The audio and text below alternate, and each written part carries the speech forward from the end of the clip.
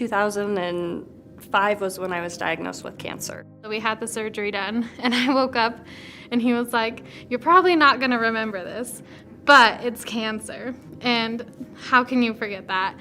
You walk in the hospital and you're fine, and you come out with no limbs, and you have a child to take care of, and it's like, where do I start? I felt alone in the world. I honestly did not know anybody. Had never met anybody, had never had anybody come visit me that had an amputation. My story starts the beginning of this year, January 15th.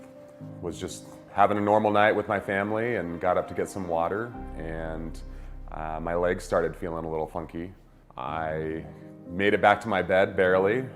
We ended up calling 911. Fast forward to going to the hospital, and blood clot had passed through the left ventricle of my heart, about the size of a baseball. And when it passed, it meteorized and went all over my body. It cut off the blood flow to my leg. It caused acute kidney failure. My right leg was saved, if you will. My left leg was amputated above the knee.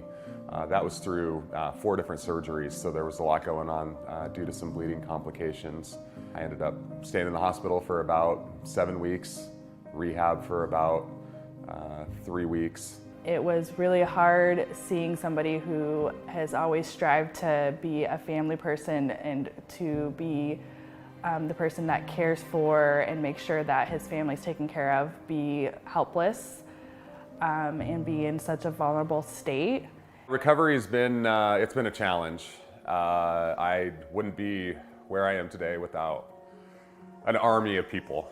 My family, first and foremost. My wife and my mother did not miss a day in the hospital. They are with me every day. I talk to them, I see them. My sisters, my extended family. I've got some really good friends that have all been there with me every step of the way.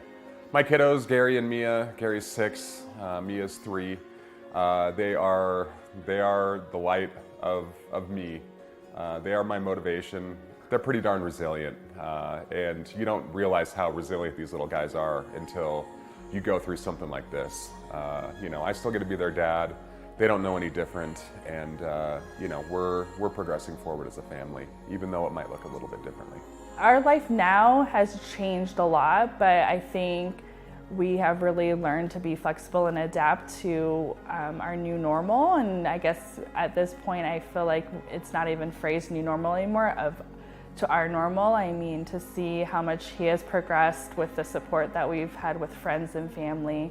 I have ambitions to qualify in the near future for the United States Disabled Open and go compete against the world's top golfers in the disabled category, in the leg amputation category.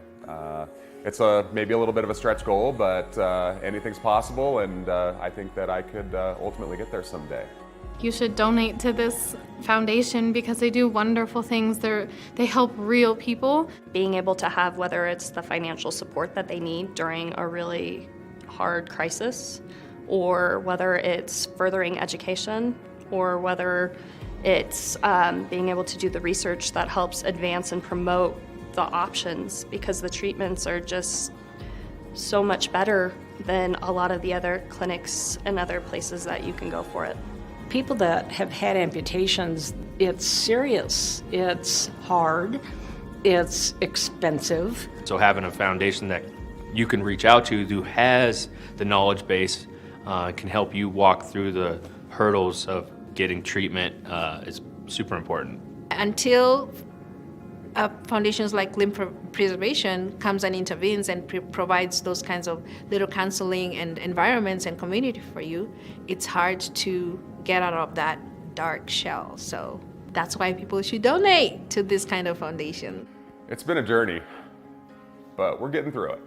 Navigating things are a little different. Going places can look a little different. Playing with our kids looks a little different than other families, but I think overall we've adapted really well and have really embraced those changes and have made us more aware of things that maybe we weren't aware of before all this happened. Your contributions and support of this worthy foundation makes tremendous difference in people's lives, and we couldn't do it without you. So from the bottom of my heart, thank you so much.